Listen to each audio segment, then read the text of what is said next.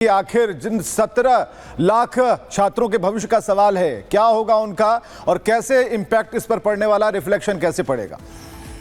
को कोई विशेष शिक्षा दी जाती है और वहां पर देखिए, मैं बता दूं कि पहले ही मार्च में इसी साल जब यह मामला सुप्रीम कोर्ट में आया था तो सुप्रीम कोर्ट ने हाई कोर्ट के फैसले पर अंतरिम रोक लगा दी थी।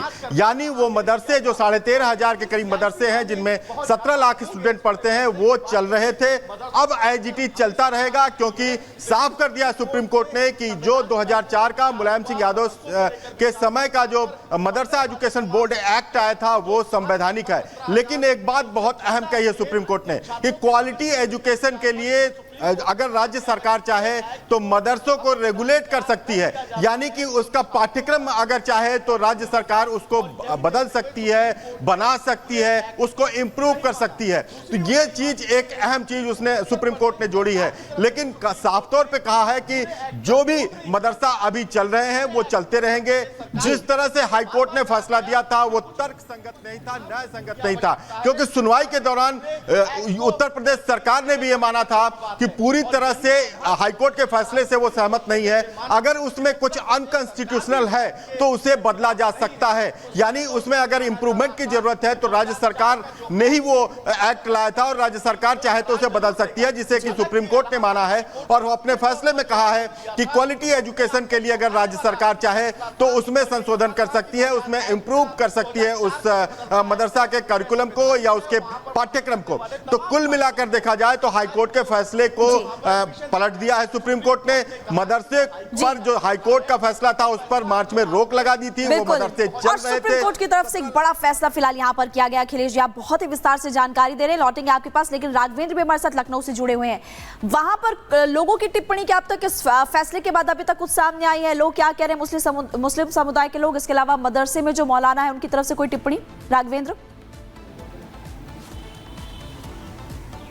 देखिए, सबसे पहले तो मैं आपको उत्तर प्रदेश से जानकारी दे रहा हूं, चूंकि मामला पूरा उत्तर प्रदेश का है और तत्कालीन जो मुख्यमंत्री थे मुलायम सिंह यादव, उन्होंने मदरसा बोर्ड को एक कानूनी अमली जामा पहनाया था और उसको एक संवैधानिक अधिकार दिया था, कानूनी अधिकार दिया था। लेकिन इसी मार्च में यानी कि 2024 में ही इलाहाबाद हाई कोर्ट ने इस पर बैन लगा दिया और कहा कि लगभग जो 13,500 जो मदरसे हैं वह अवैध हैं। चूंकि लगातार मदरसों पर सवाल उठ रहा था कि यहाँ पे अवैध गतिविधि होती है, इलीगल पैसा आ रहा है, मजहबी शिक्षा दी जा रही है, आधुनिक शिक्षा से कोसों दूर है। इन तमाम बातों को लेकर के इलाहाबाद हाई कोर्ट में गए थे लोग और जिसपे उन्होंने इसको पूरा रद्द कर दिया था। लेकिन एक जो पक्ष है मदरसा के समर्थन में लोग सुप्रीम कोर्ट गए। सुप्रीम कोर्ट ने तत्कालीन इलाहाबाद हाई कोर्ट के फैसले पर रोक लगा दी थी और आज जजमेंट आया है। जजमेंट में यह कहा गया कि ये सभी मदरसे जो हैं वो संवैधानिक हैं, ये कंटिन्यू चलते रहेंगे। ये बहुत बड़ी बात है राघवेंद्र, जिसमें साफ तौर पर बताया गया है कि राज्य सरकार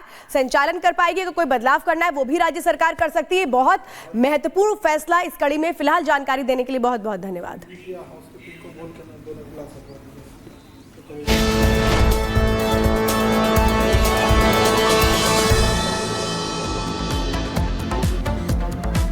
और चलिए अब बात करते हैं व्हाइट हाउस की रेस में कौन आगे निकलेगा।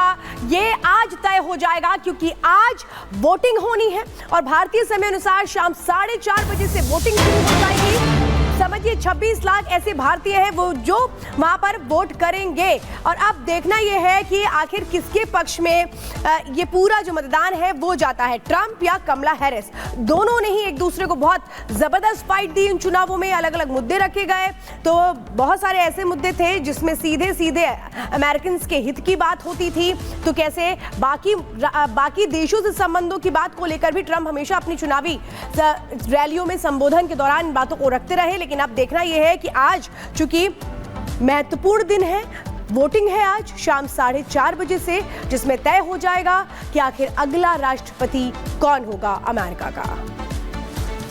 तो ये सब कुछ तय होगा 4:30 बजे से। शाम 4:30 बजे पर पूरी दुनिया की निगाहें हैं क्योंकि वोटिंग होगी। लेकिन दांव की बात है, मतदान का काउंटडाउन शुरू है, लेकिन अमेरिका का चुनाव किस पर दांव, ये सवाल है। अमेरिकी राष्ट्रपति चुनाव के लिए वोटिंग आज होने वाली है। 47वें राष्ट्रपति को चुनने के लिए मतदान होना है। समय है 4:30 बजे का। 8 करोड़ से ज्यादा मतदाता पहले ही कर चुके हैं वोटिंग और पोस्टल वोटिंग के जरिए ये लोग अपना मतदान दे चुके हैं। करीब 60% प्रतिशत मतदाता आज वोटिंग में हिस्सा लेने वाले हैं और पूरी दुनिया इसे करीब से देखने की कोशिश कर रही है, इसके इंपैक्ट को समझने की कोशिश कर रही है कि अमेरिका का जो चुनाव है और जिस पर आम जनता का रुझान है वो रिजल्ट बनकर कैसे सामने आने वाला है। तो ये मतदान का काउंटडाउन शुरू है और लगातार हम आपको बता रहे हैं कि 4:30 बजे से जो वोटिंग होगी उसमें कई फैक्टर्स होने वाले हैं, उसमें इंपैक्ट की बात है। तो अमेरिका में वोटिंग से पहले डोनाल्ड ट्रंप ने एक दावा कर दिया है। डोनाल्ड ट्रंप ने चुनाव में अपनी जीत का दावा किया है। डोनाल्ड ट्रंप ने लाखों वोटों की लीड का दावा किया है। मिशिगन में ट्रंप ने चुनाव को लेकर रैली की जिसमें ये बातें कही। राष्ट्रपति चुनाव को लेकर ट्रंप ने ये आखिरी रैली की है। तो अमेरिका का अगला प्रेसिडेंट कौन होगा, आज अमेरिका की जनता यह तय कर देगी कि आखिर कौन होगा उनका नेता।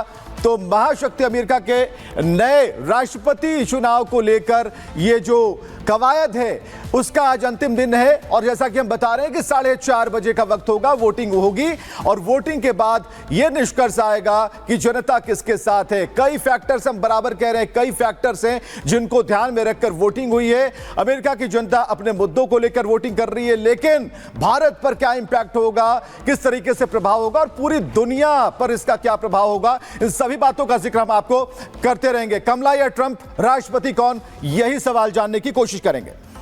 तो डोनाल्ड ट्रंप की तरफ से एक बड़ा दावा किया गया है, वो जानकारी हम आपको दे रहे हैं, लेकिन अमेरिका का नया बॉस कौन होगा ये जल्दी पता चल जाएगा, क्योंकि एक तरफ है डोनाल्ड ट्रंप और दूसरी तरफ कमला हैरिस और जीत का दाना दोनों करते हुए इस वक्त नजर आ रहे हैं। और इसके अलावा ये भी पता चलेगा कि मिडिल ईस्ट में जंग कौन रुकवा सकता है, क्योंकि एक तरफ डोनाल्ड ट्रंप ये कह रहे हैं कि रूस और यूक्रेन के बीच जो जंग है ये जंग वही रुकवा सकते हैं। इस पर आप उस रिपोर्ट को देखिए।